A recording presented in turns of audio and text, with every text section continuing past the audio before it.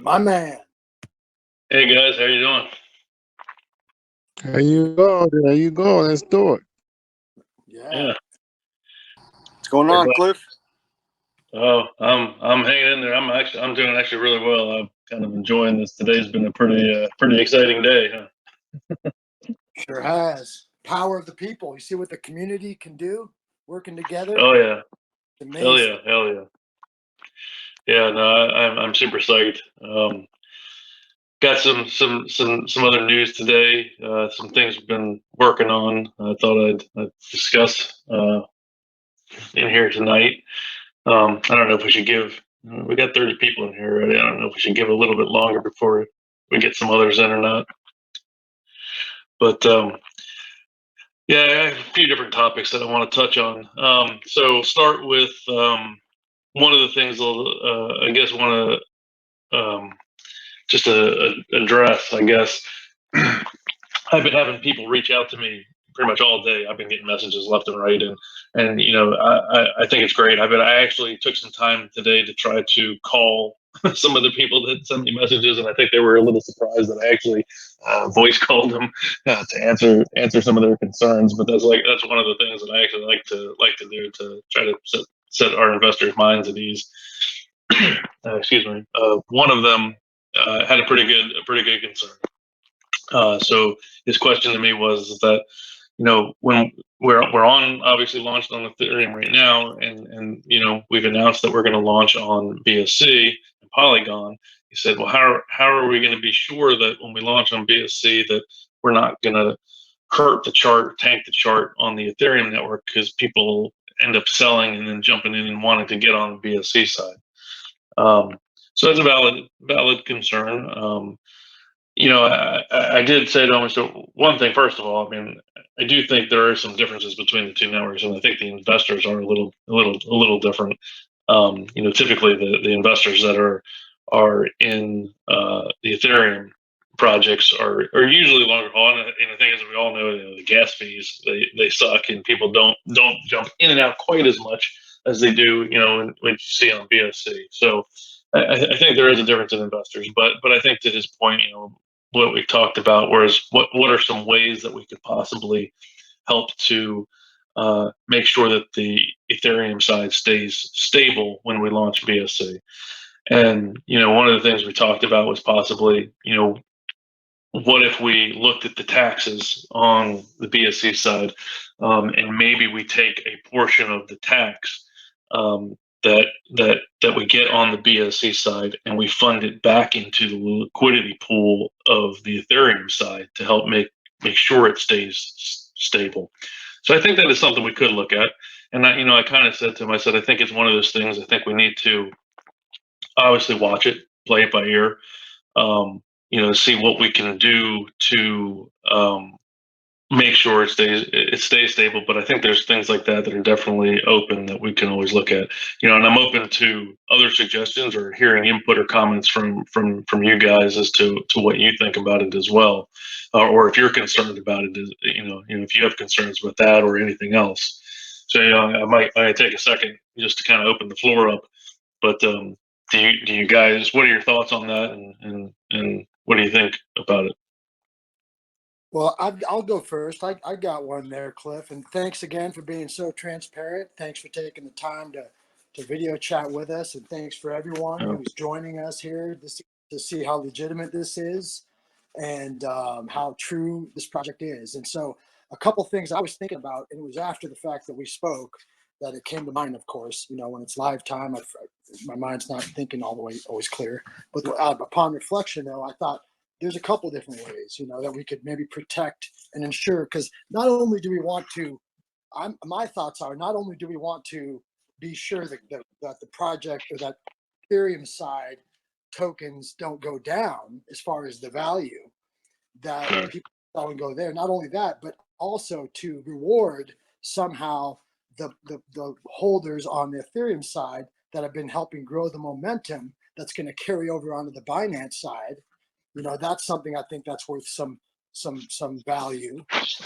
A couple things I was thinking of with that, and I, you know, was one, maybe there's a burn wallet in and or somehow, whatever kind of, I don't know if it's possible because I'm not a developer, but if there is, that percentage that you're talking about going over there, or perhaps something that gets burned over there can possibly get purchased, redistributed to the original holders on the Ethereum side that purchased before the launch, and that have been, maybe based on a scale rate, based on how early we got in, how much we've been out there promoting it, the early investors. So that's a little bit tough. So here's part of the reason why. I mean, I think there's maybe I'll touch on two things with this. So one, obviously the Ethereum contract is set now, so we can't really change it. So to just do some kind of distribution, you're talking about doing airdrops. Well, they're not cheap, especially on the Ethereum side. And especially as the number of holders grow. That's not something. I mean, even right now, when we first started out, and I just airdropped just the private sale people, it cost $2,500 just to airdrop like 76 people. It's not cheap on Ethereum, so that's not something. I don't think that's going to be a way we can do it, but I do think that and when you mentioned burning it, but when you burn it, you're burning tokens. You're just taking them out of the circulating supply. But what I do think we can do, on both sides, there will be the marketing tax feeding marketing wallets. So we will be able to take some of that fund and institute buybacks. So we can buy the tokens, basically literally go on, buy tokens on the projects on either side. And then that one obviously helps to pump the chart up, but then two, turn around and take the tokens that we buy back and burn them. So we burn them, and it will obviously reduce circulation, which will also help increase the price. So again, I think there's many mechanisms that we can do, and the great thing is we're not really limited. We can mix it up. We can change it around. Just that's why I said I think it's going to be really important that we watch, how they're performing, on both sides, and because we can do these things on both sides. Great, thank you. And is there a possibility for the initial investors on the Ethereum side to get in on we were talking about it earlier on the voice chat earlier in the day when we all popped on just as a community, and we were discussing the possibilities of a private sale for just like a limit on it that would allow the initial investors doing this and put in, paid the gas fees, put in the work, and doing all these things that could also benefit as earlier. I know there were some guys that thought that would be a great way to just to keep the confidence and have them feel better about going out and spreading the word and continuing to grow our community. Something like that on the Binance side. So we are planning to do like a sweep widget competition.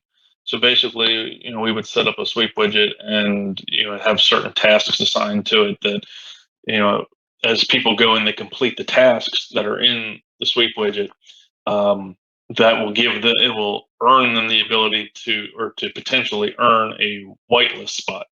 So if you get one of those whitelist spots, you're obviously guaranteed a spot to buy into the pre-sale. I like that. I think that that's kind of where we're leading on this, and we haven't decided yet the number of whitelist spots that we're going to offer. We'll hopefully probably start to decide some of that stuff here in the next couple of days, because we're really going to probably within the next couple of days we're going to have to start looking about going ahead and getting ready. I'll probably have to go ahead and deploy the contract on the BSC side, get it ready. We're gonna plan to do the pre-sale on DXL, so I'll have to get it set up on DXL, and then I think we'll probably try to hype that up a little bit, obviously. And then open that up on DXL to do that. And like I said, just prior to that, we'll also do the sweep widget to open up the whitelist spots. But Yeah, so that's kind of the plan with that. So, I'm going to be talking with Elsie over the next couple of days, and we're going to try to get a timeline, put together for that, and get that executed. And then once we have that, obviously we'll report that back to you guys so you know what the plan is for that. But any other questions around, I guess, that or the concerns of launching on on the BSC network? When can we expect the launch on the BNC network? Well, that's what I was just saying. I mean, I think it's going to be, like we said originally, we were always talking 1 to 2 weeks. So it's coming soon. In the next day or so, that's what I was saying. I need to talk to Elsie, and we'll get an exact timeline down, and then we'll report that back out to everybody in the community. Obviously. Would we be able to? Sorry. Oh. Would we be able to delay the launch on the delay BNC? it? Yeah, I mentioned it to Al. Do you think that that's a good idea, or does anyone else agree that's in here?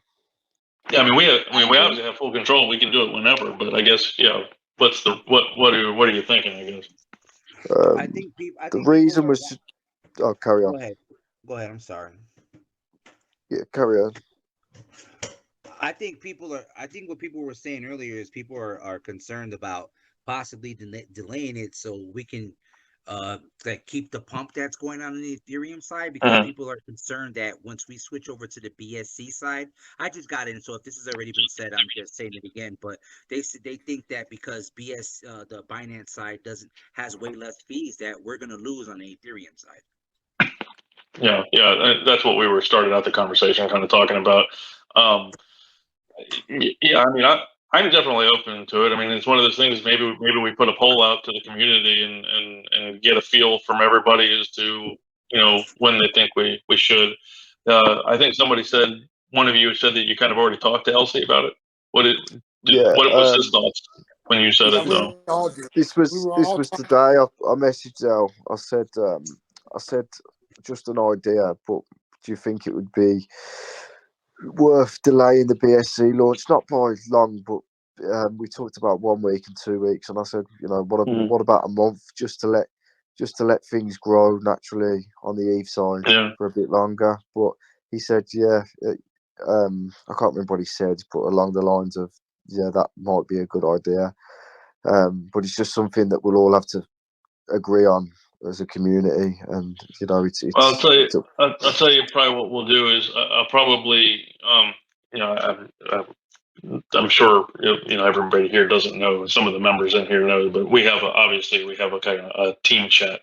So in our team chat, maybe I'll put a poll out there first, just to get a consensus there, and then if it looks like that we're thinking that that's the way we kind of want to head, or we should open it up, then maybe we'll put another poll into the main community chat, and then get feedback there too. But yeah, I'm not opposed to it. I mean, there's no rush to it.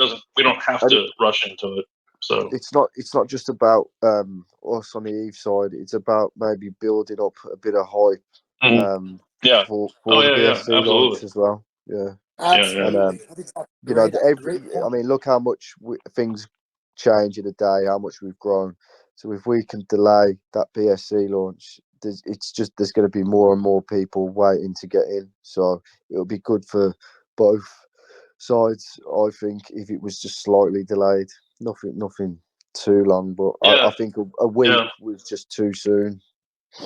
Yeah, no, and that's not bad, because definitely, I mean, I think we all saw, launching this, we had probably a week and a half of hype building it up prior to doing the actual launch, and I think that was part of also what helped make it as successful as it's been, was really just taking the time to try to grow the community, get people in and talking, and getting that hype prior to launch. So yeah, I'm definitely all for that. I'm okay with that, and so I'll discuss that with Elle tomorrow. I've been in the chat quite a lot, and I see it all the time. The people complaining about gas fees. Oh, when BSC, when. So I've seen that too. Definitely true. 100%. I see people complain about gas, but I also see a lot of people say that they don't mess with Binance. They are Yeah, that's true. strictly Ethereum. Yeah, I've Yeah. never one of used those Binance. guys. People that don't like the fees, but there's people that understand that they're like, no, I mess with Ether. Like I'll stay on the Ether side no matter what. So I think it's Well, kind the of other thing, yeah, and the other reason a lot of people do that is because there's no network as large as the Ethereum network. It's the largest network on the planet next to the Bitcoin network. So we have a lot more people that are coming in the Ethereum network that we have potential buy-ins than we will ever on Binance. true. Very true. Yeah. Agreed. I stick to ETH. People in Binance chain are really easy to be afraid because they only pay cents to take their money out. So the flow there, it's insane. And if people see the chart going down, they all take out their money, and it's unhealthy in every way. The Binance So chain. I mean, yeah, there's a lot and more I think swinging on that. I think you've seen even tonight. We had the one instance earlier this evening where we had a pretty big dip. I mean, there was a couple of good sells that came in. Well, I don't want because I shouldn't say good sells. A couple of sells that came in, and it dipped pretty hard. But I was really pretty impressed at how quickly it recovered. I mean, that the dip got eaten like in no time, and it was right back up. And then again a little bit later, it dipped again, and we're still down a little bit from where we were because I think at one point we had gotten up to almost 32 or 33. Yeah, Million market cap. that And I think doesn't happen in Binance chain. In Ethereum, no, people are serious, and people invest like using their head. In Binance, they don't. yeah, That's the yeah, problem. Also, if they're worried about a $50 gas fee or $100 gas fee, how much do you think they're investing? So we're talking about a lot smaller investors as well. You know, well, Ethereum's got and see, you guys are proving what I was getting at my point. So when people are asking about, are you really worried that when we open up Binance, people are going to sell out of Ethereum and they're going to go run over to Binance to buy because it'll be cheaper? Will you get some of that? Yeah, you'll get a little bit of that. You'll probably also get people that'll stay in Ethereum and they'll buy more on Binance to try to get in, early on again. I, I think though you guys are saying the same thing I'm saying is that in a lot of cases it's a different investor. The people that are on Ethereum, it's a different game. They're there. They're not worried about that gas fee they're paying to buy it. They're in for the long haul to make a bigger profit. Whereas on BSC, you get the degens. It's people aping in, aping out, and so that's why I'm partly not so worried about it. And when you look at other projects, I mean, just like everybody knows Feg. I mean, Feg's the same way. They launched on Ethereum first. They did the same thing, and then a few weeks later they launched on BSC. I mean, and for the longest time, BSC was actually lower than than the Ethereum side for their project. It finally took a while later that BSC really started to make a pump, but for the longest time, Ethereum still stayed on top. So, just kind of looking at history on some of the others and knowing the differences between the two networks and the investors on the two networks. I don't know that I'm super worried about it, but I think if it comes down to it, like I mentioned earlier, there's some things that we can do to help to mitigate any of those potential issues where we can feed more into the liquidity pool on the ETH side if we need to, where we can do buybacks and burns and help increase to raise the price. And I mean, there's lots of things that we can do and help with. The No, last thing I had, because I wanted to mention it to the community also. That's about the BSC network and the plans. I missed the first few minutes of this VC because I was late. I'm sorry for that. So I don't know if it was already discussed, but I spoke to I forgot your name, Cliff. It was right, sir. Yeah. About him. Maybe we can put an extra tax on the BSC and the Polygon and the future networks to reward the liquidity pool in the Ethereum network. So everybody will benefit from that. All the small investors in the Ethereum, the bigger ones, everybody. So it's not a particular person by reflections. He did cover Okay. that, Yeah. that part.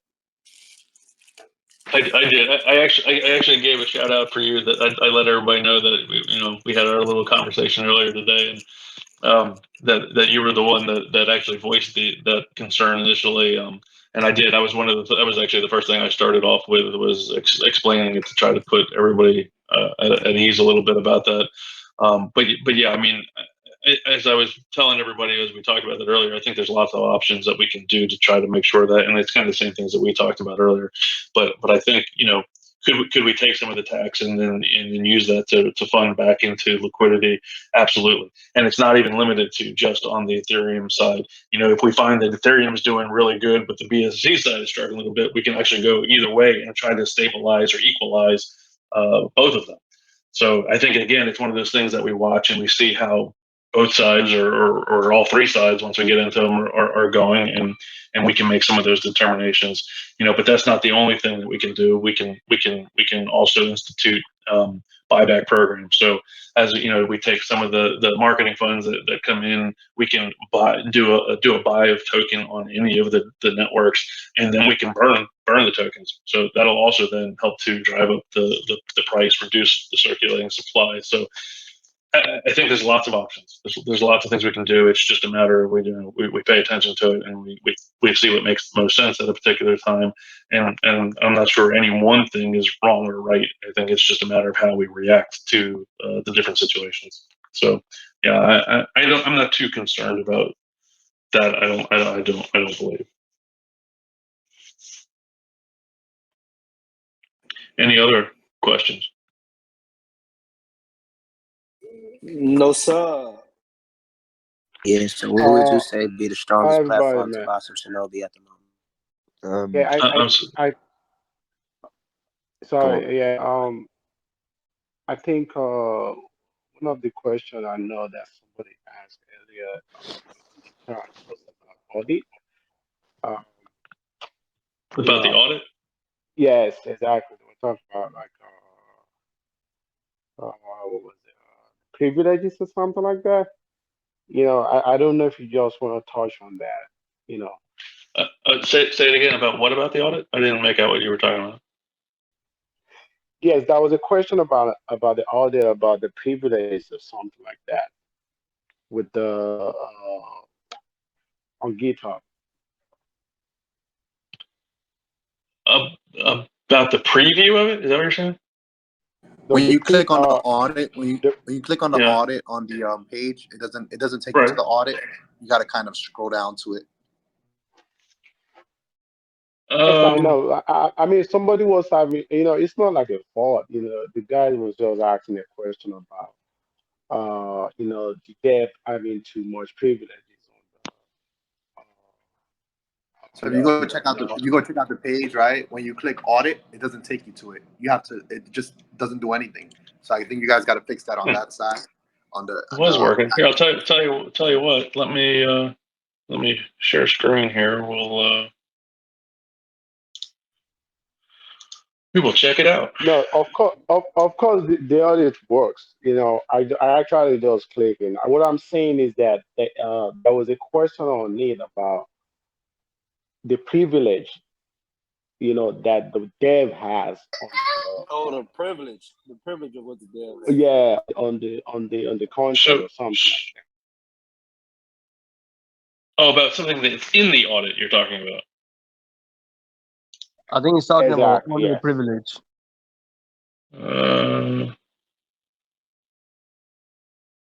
Owner privilege. Okay. Which one in particular?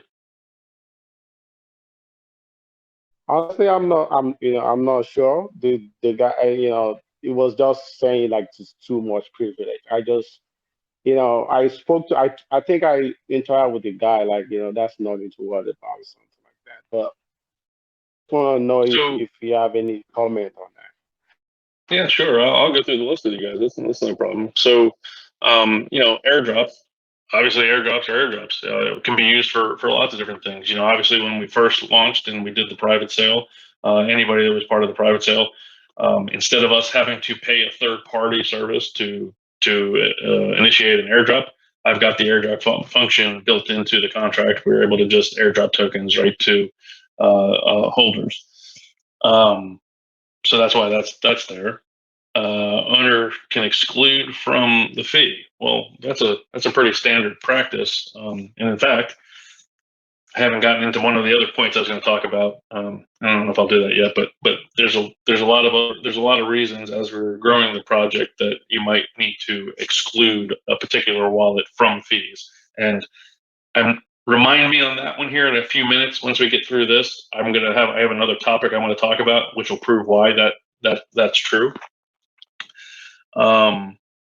Owner can change the tax, marketing, liquidity fee. Yeah, well, yep, we can. If we as a community, if we decide that we want to change what those fees are at some point later on, we can do that. There are limits though when you actually look at the code of the contract. It can't just be changed to anything. So there are certain limits imposed on it, but we can change that. Owner can change the maximum transaction amount. We talked about that when we first launched. In fact, it's posted in rows in the community chat that we had it set to. I think it was 172. I always get the numbers messed up. 172 quintillion. Is what it was started out as, and in the message in rows, I had said that as time went on, we would gradually increase that. Well, I've actually found that that's not a good idea. That's not the case. So we will not increase it. In fact, if anything, we may lower it as time goes on, because what I'm seeing right now is that we've seen, as we saw tonight, actually earlier tonight, there's been some big sells that if we want to as a group decide that we want to not have as big a sell as possible at one time so it doesn't affect the chart as much, we can reduce that maximum transaction amount. It's not to say that people still can't sell, but if they would do it, they would have to do it in multiple transactions, not a big a dip all at once. And then obviously there's a deterrent to that because you're on the Ethereum network. If you have to do it multiple times, you're going to pay multiple gas fees. So that's something, again, as a community, we can discuss and decide that if we want to limit that further, it's possible. But that's really the only function behind that. Owner can change the marketing wallet. Yeah, so that's there because God forbid the marketing wallet ever got compromised, got hacked, or anything like that. We don't want to stick with the project with a compromised wallet. We can change the wallet address to a different wallet, but it doesn't change anything other than where the marketing funds go to, which wallet it goes to. Let's see. Owner can change the number of tokens to add to liquidity. Well, that's the liquidity tax. That's kind of odd because they've kind of got that twice. I didn't even pick up on that before. Owner can change tax, marketing, and liquidity fee. Well, it's the same thing as changing the liquidity fee. So right now it's set to 5%.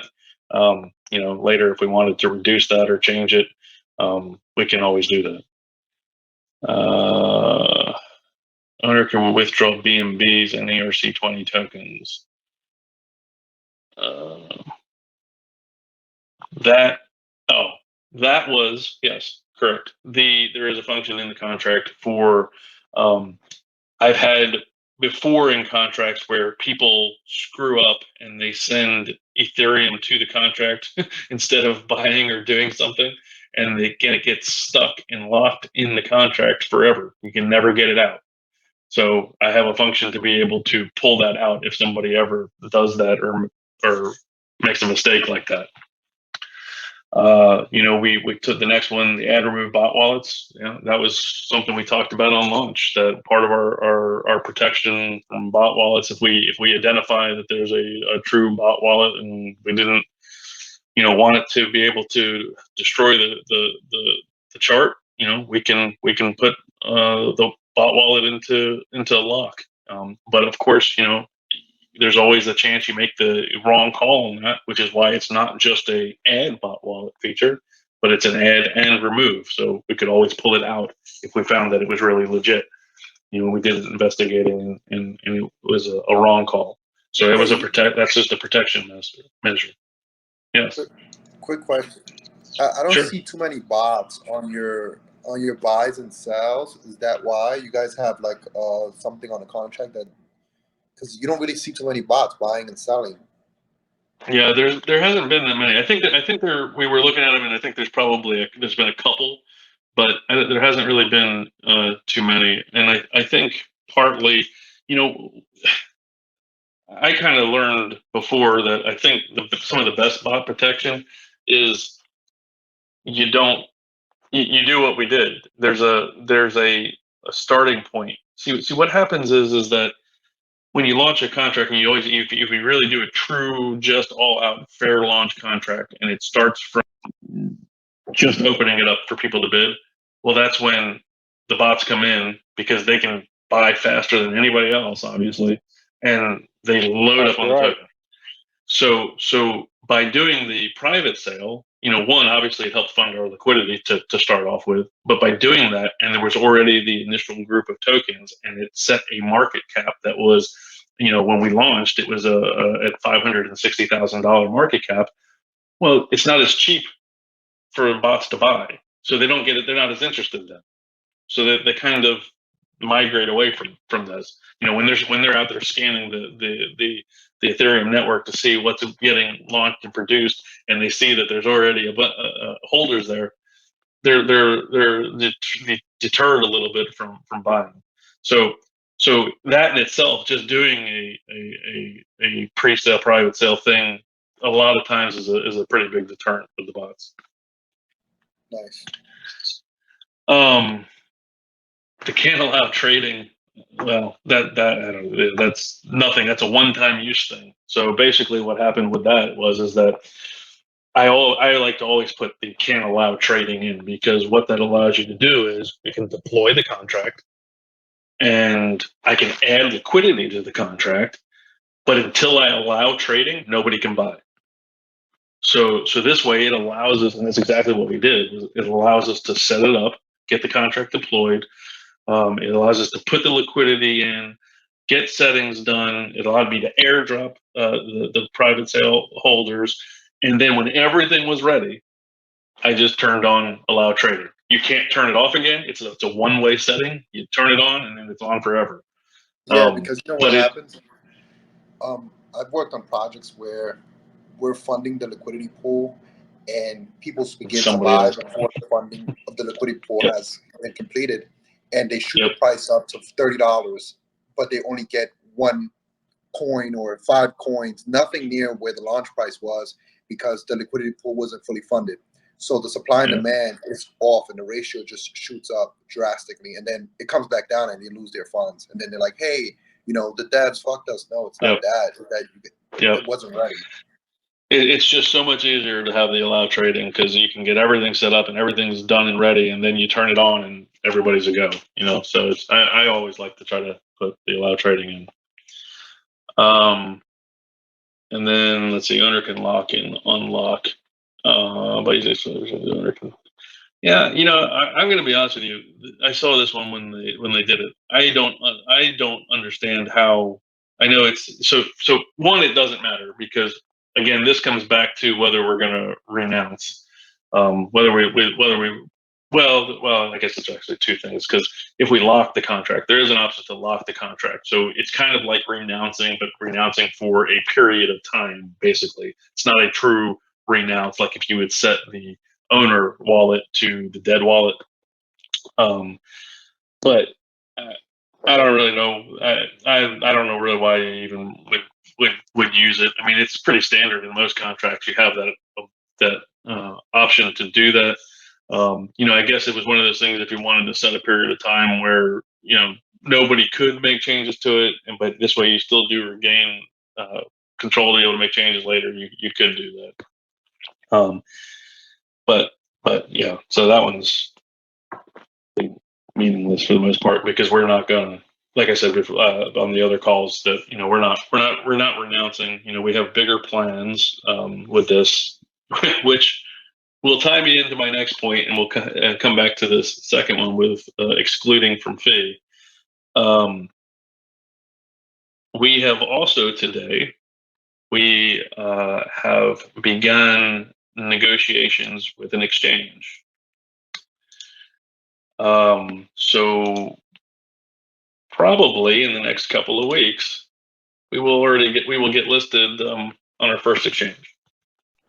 Yeah, I guess, so I mentioned, we're in negotiations right now to hopefully get onto an exchange too. So, along with that, once we do that, part of the cost to list on the exchange, the one that we're looking at, it covers like a month long of them promoting us as well, obviously to their exchange. And just so, because I know sometimes people get confused with that, so I'll just make sure everybody understands. But obviously, when you list on an exchange, it's a separate liquidity pool. So it's a liquidity pool within their exchange. And the one we're looking at, it is a SEX, a CEX. So it's not a DEX like what Uniswap is. So it's. They'll have, I believe, I need to confirm it, but I believe they'll probably also have staking capability within inside of their platform as well. So we're on, obviously right now we're on Uniswap, we're on Feg, and then hopefully within the next couple of weeks now we'll be on another big exchange. I don't want to give it away yet. What's the first letter, man? Give it away a little bit. Well, no, because I think that'll give it away. Give it to us. The last I think letter. that'll give it away. Oh, well, yeah, I could do that because there's a lot of them. T. Ah. All right. So good luck with that one. We'll announce it soon. I just want to make sure we're good through the initial stage, and nothing goes wrong or anything like that, which I don't suspect it will, but I just want to get a little further along with it, and then I'll announce what it is. All right. So the very first wallet, the 32% wallet. So that one, it's actually multiple locks on DXtail. I explained before, I kind of screwed up, I think, because I didn't realize when I started to lock tokens away for different uses. But when I put it on DX lock, they use the same address for all the locks. So even though they're separate locks in there, it looks like it's all one because it's the same address that they use for all locks. So there's actually multiple locks that make up the 32%. Part of it, one of the locks, is for the private sale members, because as you remember, we did not give private sale members all of their tokens. We made them vest. So anybody that participated, they got 1/3 of their tokens up front. In 1 week after launch, they'll get another third. And then 2 weeks after launch, they get their final third. So we did that. First of all, there were people that we trusted to be with the project and grow and not dump. But still, we did that as a precautionary member for all of for the project and for obviously all of the other investors, so that nobody could just take a big amount and dump them. So that's part of what's in the 32%. Then there is really, that's where I have all of our exchange tokens for when we list on exchanges and for staking platforms. So that's got that's why it's a big number, because it's so we can list on other exchanges and do the staking platforms.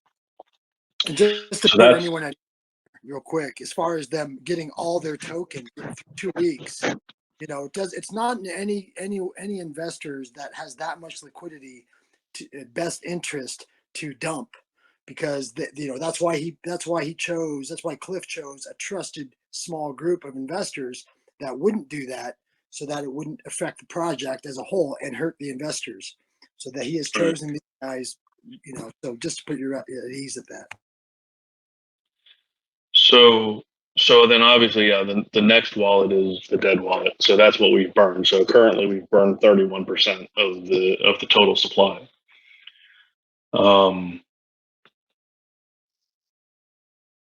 The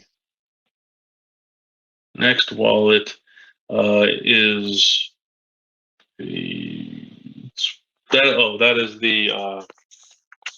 that's the marketing wallet. And then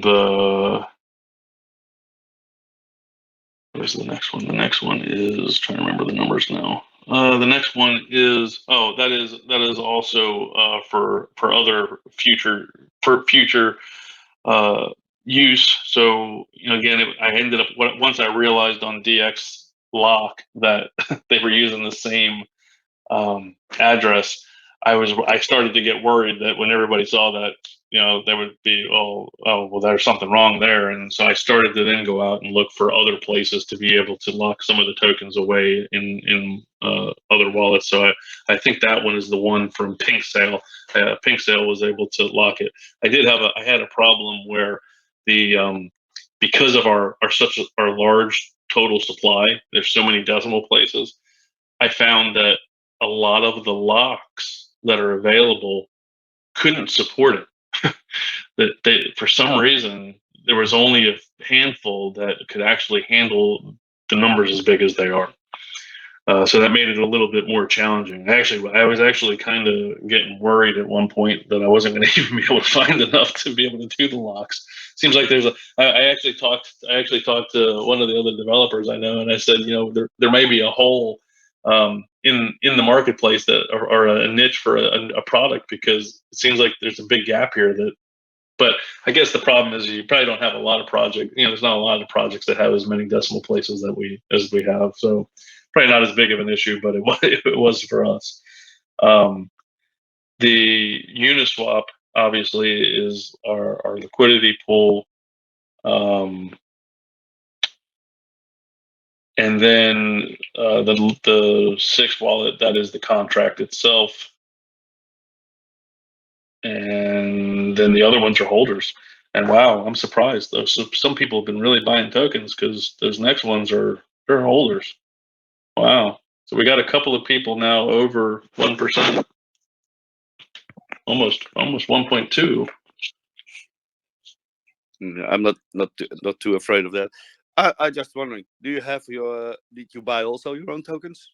Of course, it goes money to development. I understand that. Yeah. You get income, yeah. But do you also bought your own tokens on your own wallets privately? Yes.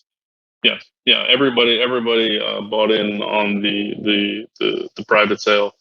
So they're all of us are that did that are in the vested pool, so that it only gets it on the distribution that I had mentioned before, 1 week out and 2 weeks out. Good. Are you planning when the tokens you bought, are you planning them to lock them for, say, 6 months or something? So Elle and myself, because we're running the project, we actually locked ours for 1 month. We did 1 month, where everybody else was basically 2 weeks. We did ours for 1 month since we were running the project. All right, guys. So today there were some ups and downs today. It was kind of a roller coaster. I don't know how many of you were around earlier in the day, but we had actually a pretty big dip that happened. I think there was a 16 ETH sell on us. We've obviously eaten that dip all the way back up to where we were again last night, which is totally awesome. I mean, you guys just rock. But yeah, it was a little tough earlier today. I know everybody was kind of down, and it was a little low point earlier in the day. But I jumped on for a little while earlier in the day, and I just tried to let everybody know that this stuff's gonna happen. It's inevitable. No matter what project you're in, you're gonna get dips, but you just gotta hold solid. We got a lot of stuff coming, and it happens. You know, don't freak out about it. You can see, I mean, tonight's proof of it, because look, what are we at right now? 52? Yeah, almost 53 million market cap. So we literally today, during the day when that happened, we had dropped all the way back down to 25 million. So we've added back on another 25 million, you know, since that happened, because when that happened, then other people got scared and some other people started selling, and it was kind of a chain reaction thing. And we're already back up to where we were last night. Almost, if you look at the chart, we had a high point of, we were just under 60 million at our highest point, actually all-time high. We're getting damn close to being right back there again. So, you know, kudos to this community, because this community is just proving to be totally amazing. It blows me away to see how you guys are all banding together, and every the communication and all the chat that goes on. It's freaking awesome. It's freaking awesome. So, you know, that being said, I'm going to expand on that a little bit. So we dug into who it was, and I will report that I'm pretty disappointed, because it was somebody that was in the private sale. They've been blasted, and I got together with the rest of the team, and we made the decision that they're cut off. We will not accept the people. I promised you for 2 nights in a row now that the people we brought into this we got in on the private sale because we wanted it here to grow the project that they were going to hold. And this totally went against everything that we said for the people that we brought in. So we made the decision as a collective group tonight that we said that that's it. They're out. Their other 2 disbursements, they're not getting them. They're getting cut off. And in fact, because of what they did, they're part of the disbursement that they should have got the other 2 disbursements on. We're going to burn it. We're going to burn it. So it's going to go back to everybody else. Yeah. Raise the price for everybody else. That is amazing. Yeah. Great news. I won't I'm tolerate excited. that. I told you guys from the beginning. I'm not, you know, people that pull crap in this space. I'm not in for it. You know, we made a pact when we all started this that, you know, we were here to grow this. So, you know, I talked to everybody else that was in the private sale earlier today after it happened, and everybody agreed. You know, we need to hold the line. We need to make an example. So, you know, this just shows that anybody else, if anybody tries to do something like that, that's it. Yeah, man, we You're out. appreciate that. Yeah. Let's go. We appreciate that, man. You're a solid person, man. We appreciate that for sure, man. From the heart. No, it's like I've been telling you, it's community. You know, we're here together to That's make money. You amazing, know, Cliff. I told. What's that? Cliff, just real quick, I don't think you're recording, so maybe turn on the recording. Yeah, I am. I'm recording. It's recording. I got it. Okay, I don't have the red Please dot. record, Yeah, the man. red dot on the top. All right, cool, awesome. Thanks. Yeah, I'm okay. You know, it's one thing. You know, that's what I told everybody today. I was like, it's one thing to take profit. You know, you take little bits as you go along. You take some profit. Fine. Everybody should do that. I mean, everybody's here to make money. I get that. But to totally just dump that much and hurt the project and hurt the community and everybody else, I'm not. That doesn't sit well with me. So the decision is we will take and burn the tokens, the other 2 disbursements that they were supposed to get. And in fact, that trying to see what that number was.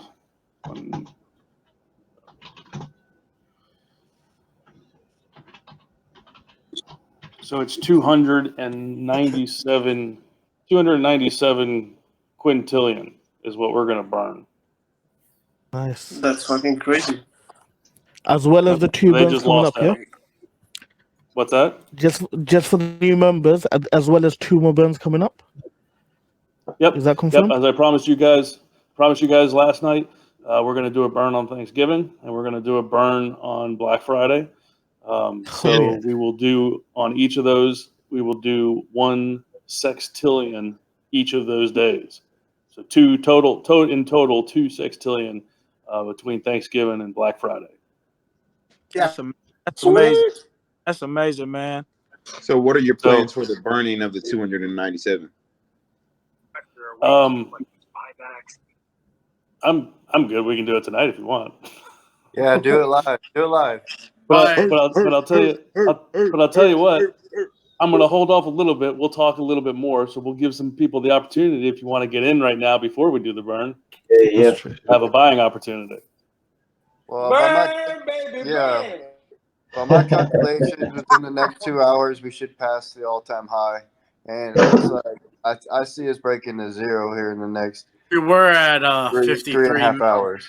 Yeah. for market cap, but just went down a little bit. See my screen? 75 million, guys. We just hit 75 million. Can you see my screen now? Yes. All right. So let me try to get this. Set up.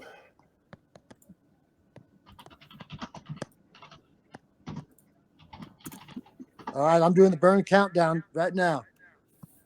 All right, hold on. Is he going to live stream it? Is he ready? Was that DJ Crypto that was? No, yeah, but I don't think he was saying that. That guy's kind of all about himself a little bit. So we'll let him do his thing. All right. So whenever you guys are ready, count it down. Wait. All right, I got 10, 9, 8, 7, 6, 6.5. Oh, 6.5. I'll do that. I'll go 5.5 right now. 5.5. No, I'm gonna do it. I'm gonna do a 5.5 just to get him. 5.5, 4, 3, 2, and then wait for the 1 because I got to put a fire thing in it. It's gonna take a little longer. Hold on. Cliff, are you going to do a burn? I'm doing it right now. Hitting next. 1, next. 2, 3. It's going. Go. We are live. We're about to do a burn, guys. Here we go. Here we go. It's all we gotta do. We'll wait for the confirmation, but it's on its way. We burned it already, Crypto. Don't worry, brother. You can play How many your music. we burning? You can play your music. 297 quintillion. What? There it went. It just jumped from 1088 to 1092. Ah, my man. No, that's fine. So yeah. All I was getting at is we're just gonna have to bear with it. You know, they have a good rating, and in fact, I talked to Certik about it today when I was talking about getting the audit done. I told them what was going on with this, and they actually told me, they said that they're actually really not a bad company to lock with, because they said that they have done an evaluation on them and their security. So they said that as far as the tokens being locked there, it was good. But he told me, he said flat out, he said they have a lot of problems with their interface, just like I'm seeing with this, that things just don't display right. They've had this problem with a lot of different token projects. So we're not the only ones. But you know, I don't know what else to do other than just kind of, again, I'm trying to be transparent and show you that, yeah, even though it says the 4.85 here, you can scroll right down here and you can see that all the different locks where we've been locking away the liquidity. And then if you even wanted to take one step further and see it, you can go over to here. So you can see there's a total of 83% that is locked to that Trust Swap wallet, which is locked. It's got the contract on it. Okay, so that's what's locked away in there. That's those 4 that you saw here that are locked up in there. That's creating that 83%. And that's why I said even these percentages that are showing here that they have here, they're close. Well, kind of, because if you look at this one, it's got the same one, and that's more than 100 if you add the 2 of those together. So their percentages are just completely messed up. But that's why I said, so if you just use the blockchain, you know, it's the best thing to do, and you go look at the blockchain. This is our liquidity pool. This is our LP contract, you know, number for what was generated with the contract. Those tokens that are in there, 21,874,383 of them, which is 83%, is locked away in that Trust Swap wallet. There's The deployer is what keeps accumulating, and then that's what I end up taking more and locking them away periodically. So, you know, right now it's only 8.7%. And then you start to get people that have put in liquidity themselves. I was talking about that the other night to you guys, that anybody can go in and add liquidity to a project. And then basically you get, it's almost like staking, because you get like a 3% return on what you put in there. So actually that's what I'm hoping we're going to start seeing more of, is other people coming in and also adding liquidity to the project. As the projects get bigger, usually you see this list start getting longer and longer of people that have added liquidity. So I hope that kind of clears some things up. I mean, I know not everybody's in here, obviously, but at least if I give this information out here, and for the people that are here and others that you know, you guys talk to, you obviously can pass the same information on to. But hopefully, Trust Swap in the next day or two will get their stuff fixed. I hope.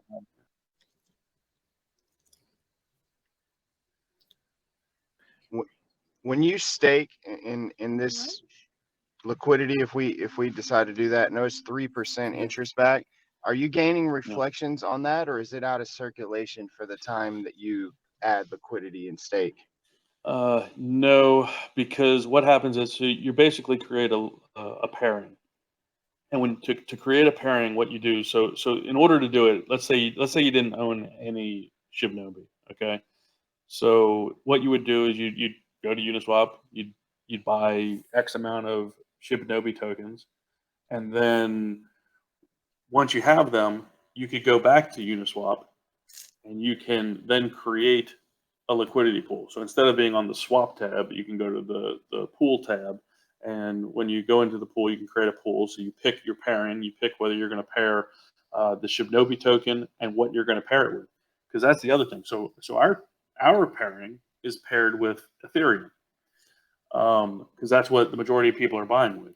But the other thing that also can happen over time is that you get multiple pairs paired with different types of other tokens. So you might have a pairing of Shibnobi with I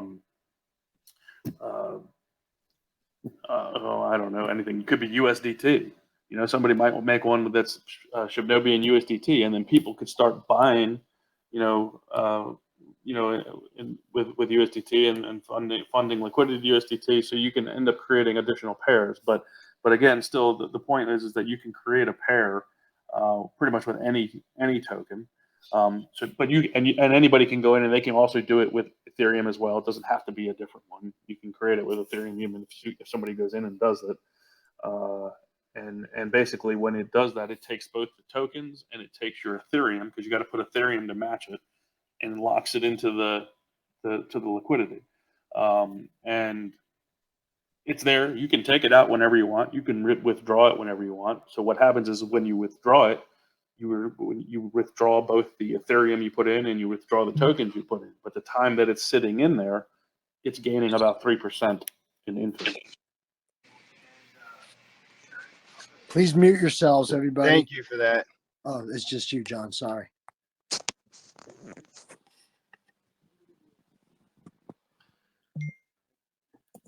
Any other questions?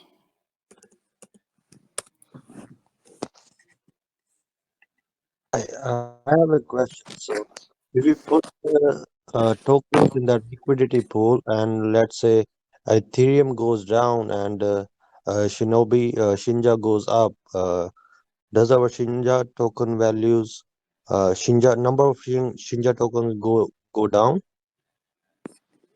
Well, your number of tokens don't go down. Your number of tokens is your number of your tokens, regardless. That doesn't change unless you sell tokens.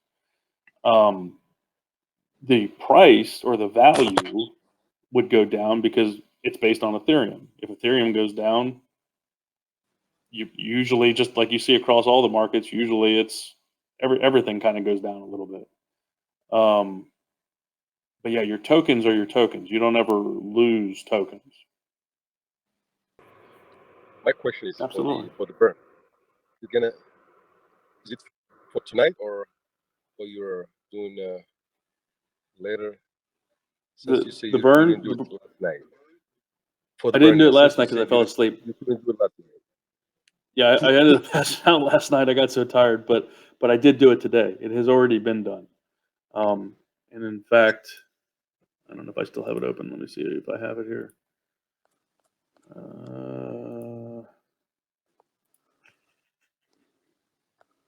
Oh yeah, I do. Let me share my screen again. Sorry, Bert, I had to mute you because when you had your mic on while he was trying to answer, and it gives an echo. So I just wanted to make sure everyone can hear this answer clearly, as I was just saying before. Thank you. All right, so everybody can see. So I'm on our Shibnobi token and Etherscan, okay? And I've gone to the dead wallet, and within the dead wallet, that's the total amount we've burned so far. But you can see the latest transaction. Oh, well, that's not time's not right. Let me refresh my screen once. Okay, you can see as of the latest transaction, which was 6 hours and 44 minutes ago, today I burned like I promised, the 297 quintillion tokens. So I apologize for the delay on that, but it has been done. You can see we've had 1, 2, 3, 4, 5 burns so far since we've started the project. So I got some. You just told us all the homework that we gave you that you just did, and during on the VC earlier, we had one of our fellow community members who told me to make sure that we told you that we did our homework also, and we went out and we surpassed the 5,000 and got up to 5,700 holders. So I forget who that gentleman was. You've done more than that, actually. You're at 6,253 holders. Right, Good job, right here. family. Let's go. Very good job. Very good job. I have a question, boss. Yes. Yeah, I just want to know, we have a BNB Shinobi. In the future, are we not going to have a problem like Saitama had a problem with the Wolfpack design? No. So that was another thing. So I'm glad you brought that up, actually. So again, in my conversations earlier today with Certik, with the audit, actually had some good news come out of that.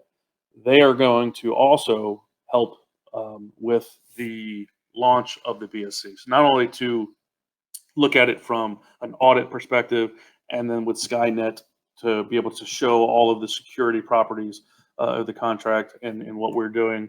But they also have engineers on board that are going to help me put together a bridge between the two tokens. So we discussed that so that it will keep the price very similar to each other.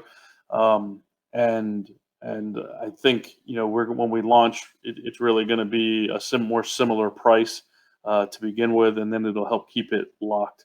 Well, not locked, but very, very close to each other with the bridge. So I had that discussion with them today, so I think we'll be in pretty good shape when we do it. The percentage means more than the number. That's it. And the other thing is, it's great to see the dev on. It's refreshing and very important. That was the last important thing for me when I was doing DYR. And I saw that you were doxed, you were available everywhere. I mean, to look up. Yep. That was it. Yep. I mean, how can you go wrong? If somebody's going to handle our millions of dollars, they better dox themselves.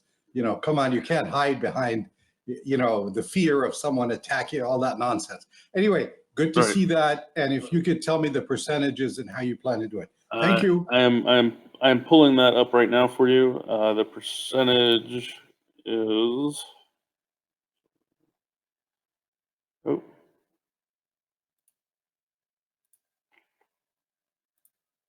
Give me 1 second. Just getting to the right page just to check the current amount.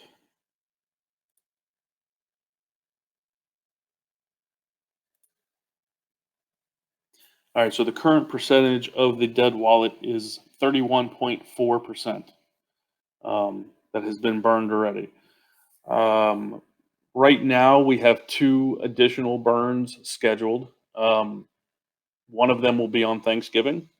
We're going to do 1 sextillion tokens burned on Thanksgiving. And then we will do 1 week later on the Thursday after Thanksgiving, we will do an additional 1 sextillion tokens burned. So we've got 2 pretty large token burns coming up. Once we get past that, there's not a set schedule yet. We will kind of, I mentioned before, we'll kind of evaluate it. You know, there are tokens that we have set aside that are in locked wallets right now that are set aside for exchange listings.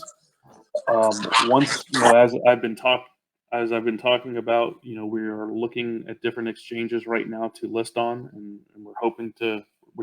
I know we're narrowing down that list right now.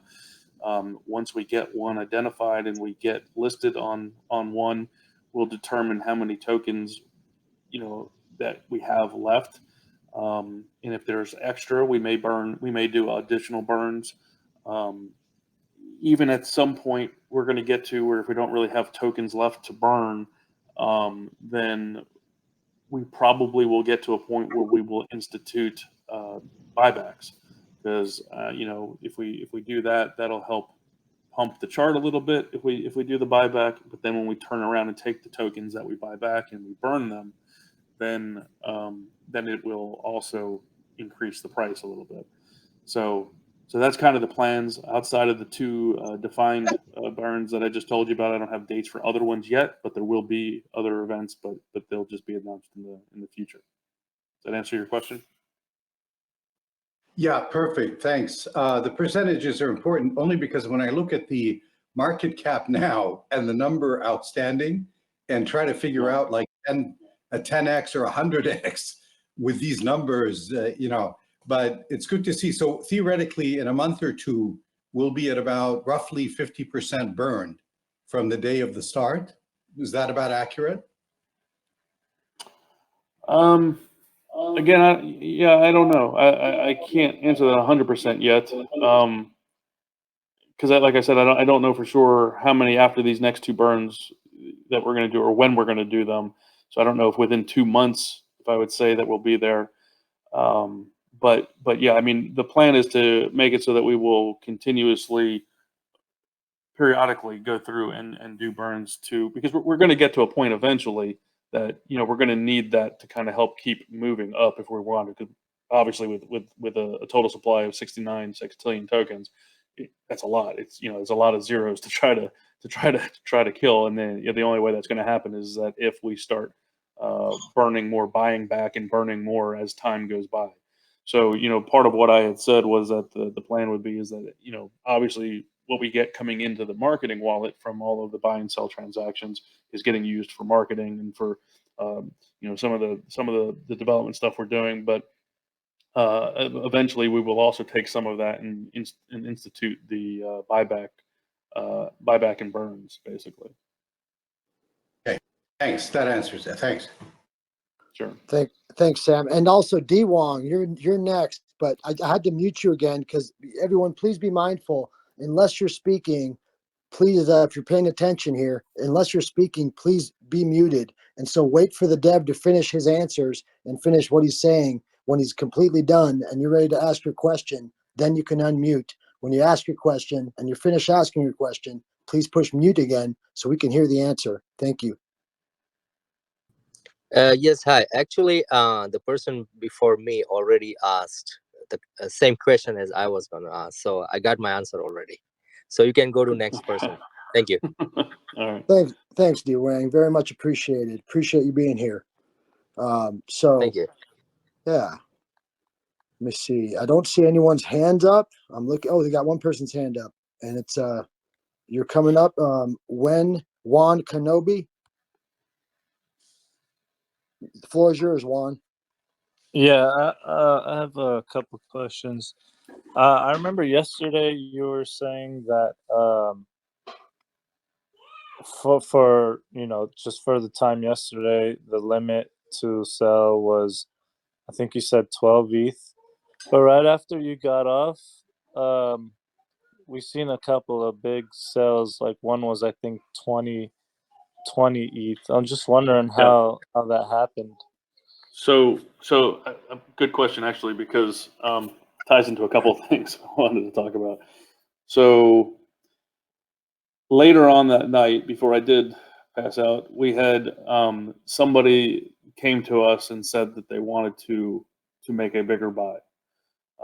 So we had it kind of coordinated as to when they were going to do it. So I went to I basically increased the max transaction amount for a short period of time so that they could get in with the bigger buy.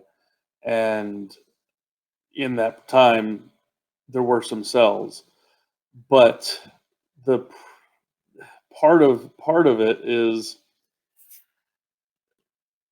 when it also happens. See, when it happens, and we do get bigger amounts in, which is why I'm still thinking we need to raise the transaction limit. This goes back to our whole conversation last night, because as you get bigger buys coming in, I'm finding that with the way the contract works, with us limiting the amount of buys and sells, it also obviously limits how often the tax that gets collected.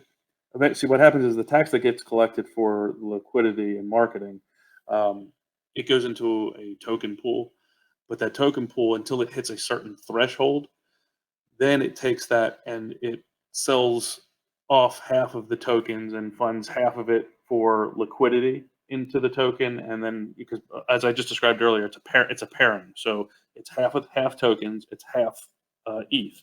So what it does is it takes half of that tokens and sells them to get the ETH, and then takes the ETH and the other half of the tokens and pairs it for liquidity and puts it back into our liquidity pool, which raises our floor. So what happens is that when some of the bigger buys come in, it helps push that total tokens that's being accumulated in the contract to start that whole process. It makes it happen quicker. But when it happens, you also do see the sell, and that was also some of them. Some of them were sells that initiated it, that allowed it to happen, and then the other part was it was the contract doing what it's supposed to do to add liquidity and then also add into the marketing wallet based on the taxes that are collected. So one of the things I'm kind of seeing is, the other thing is that, we're not building up liquidity as fast. Well, I won't say we're not building it as fast. We're getting the tokens accumulated, but it's not pairing them off and putting them into the liquidity pool as fast until we start seeing some of the bigger buys come in, because it happens much faster and it's more rapid. So I don't know. I'm still personally torn whether we should kick the limit up. I mean, it's still down. I lowered it back down after that last night. But I have a feeling, everything is going to grow faster if we open it up. Yeah. So I have a question. Let's say I have 15 quadrillion coins, and then after the burn, am I gonna lose some coins, or I'm gonna still have? Your tokens are your tokens. Yeah. Whatever tokens you have are yours. They don't get touched. When we burn tokens, they are tokens that we have still set aside, or like I said, or I buy back. I make a purchase and then take them and burn them. Those are the only tokens that we're talking about. It's not any holders' tokens. Your tokens are your tokens.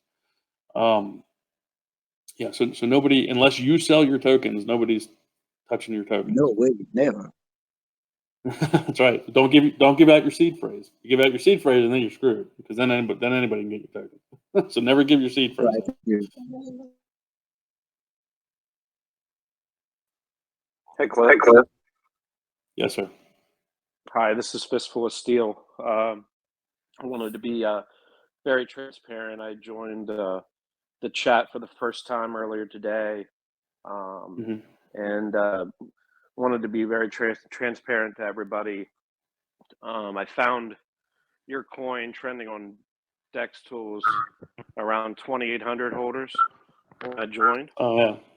And nice. there were a lot of reasons why I joined, but the main one is because I know you were doxxed. And I'll be honest with you, I've been researching our coin. I'll say it right now, since I'm part of the community. most of today. And everything I hear is that you're probably the most transparent dev that there is. So that means a lot. And I think because of that, we're going to see our community grow exponentially, right? My question to you, sure. my question to you, and again, I was very transparent earlier. I'm a big community member of Saitama. I really love what they're doing, and again, large reason because the devs are docs there, and they're very transparent. But my question was, with Saitamask getting ready to be released any day now, and I know they've hooked up with numerous coins in the industry that are, again, very big coins being done only on Uniswap and having to pay the large Ethereum gas fees. Have you guys thought yet, or I know, I guess from some of my research after I talked earlier, I saw that Saitama Vern was in one of these earlier. So I'm just was wondering, last night. Was it last night? I wish I wouldn't have missed that. But I just was curious if that's potentially on the roadmap to try to get in, because I think that would just explode this coin. So yes, I'm glad you brought it up, because I hopped on into a voice chat earlier today, and we actually had discussions about this. So there is a lady that was in the earlier voice chat that is actually a moderator, that is a moderator for Saitama. She was in earlier. She sent me over, while we were talking then, she sent me over the application for Saitamask. I am going to be working on that tonight. And I am going to turn that in. She gave me who to send it to, and they said they would try to make sure they got escalated, get moved up the chain. So I think we will be doing that. I may mention to everybody in the earlier voice call that I know a lot of tokens, sometimes you can get rivalries going on, and I told everybody then I don't want that. There's no reason. It's kind of almost like, I kind of feel like it's the Shib family, so actually between Shiba Inu, Saitama, and us, I would actually like to more see a partnership. I think we can all work together to kind of pump each other up and help each other out. So I urge our community members to not like get nasty and say ours is better than yours is better, than you, or whatever, anything like that. Think of it more as like a partnership, and let's try to work with these, because as we see decent projects and the people that are trying to make a difference in this space, there's no reason to beat on them. I think we need to work together, just like we're working together here as a team to drive our token up. I think that can happen across projects as well. I couldn't agree more. It's great to hear you say that, man. Yeah. So I think, yes, I am going to do the application for Saitamask. I think I'm even going to try to reach out and talk to Shib and talk about Shiba Swap, and maybe see if we can't get on there too. And yeah, I think it's better that way, and everybody gets more exposure that way, and there's enough to go around. And it's like we talked about last night too, about being diversified. I'll tell you right now, I own Saitama. I have some Saitama. So, there's nothing, there's no hurt, as an investor, an individual investor, it is good to diversify your portfolio. You don't ever want to be just one place, because everything has ups and downs. And sometimes when one thing goes down, another thing goes up, and you kind of stay balanced, or hopefully you're making progress overall. But diversification from an investor, regardless, is always a smart thing. Thanks, Will. You're welcome.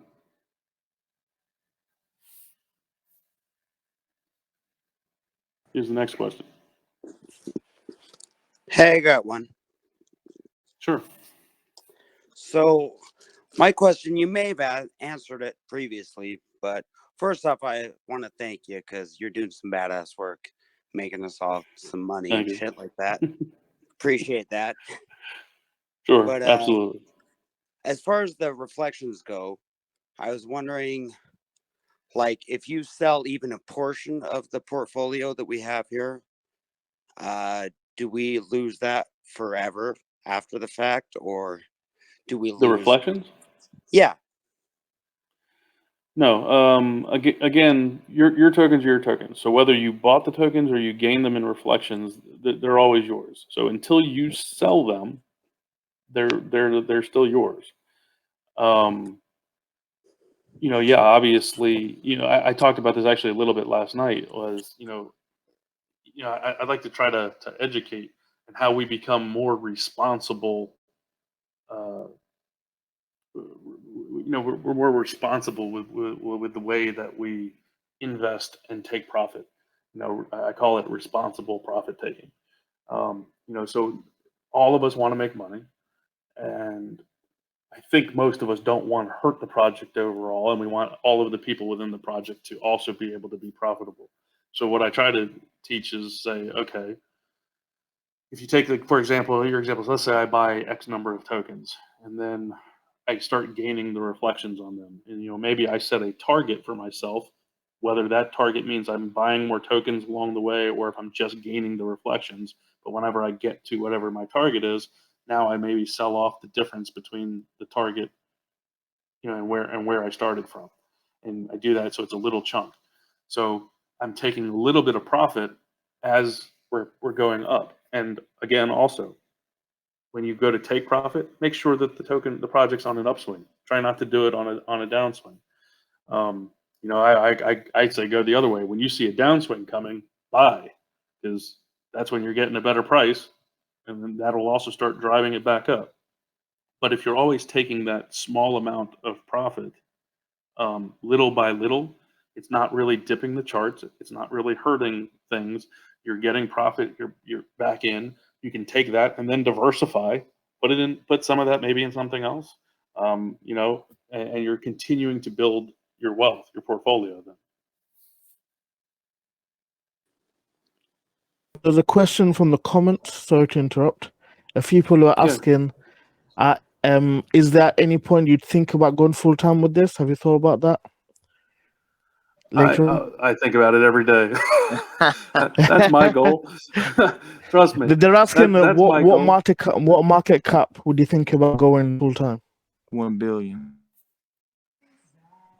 Yeah, 1 billion. Let's Absolutely, go. sure, 1 billion. But my guess is it would be before that. Hopefully, yeah. It's a tough question because the problem is We need again, you, MVP. We need you. Just No. And I want to be here. Trust me. I'm tired of working day job. This is what I want to do full time. I love the hell out of this. And I know I could push this even more if I was doing it full time. But the problem is when you look at try to do this full time, you got to be able to make enough of it coming up. Like even if we've all got decent bags, and if this keeps growing, we're going to do really well. But the problem is, again, you can't just yank it out, because if you yank it out, the chart dumps. So you got to have enough that you can at least be taking a little bit of profit all the time without affecting the chart, and be able to live off of that at the same time before you can just say, okay, I'm done. I hope we get there. I do. I really do. So I don't know. I don't know when that'll be yet, but as soon as possible, I'm gonna there. promise 2 more zeros from now, then Cliff's gonna start, working on it full time. 2 more zeros. The community is great, yeah, 2 more but zeros, everyone's coming for you, Cliff. All right. Then let's do it. That's it. Let's do it. Hey, Cliff. You heard it. 2 more zeros. Not including Yes, this one. What do you? No, not even including this one.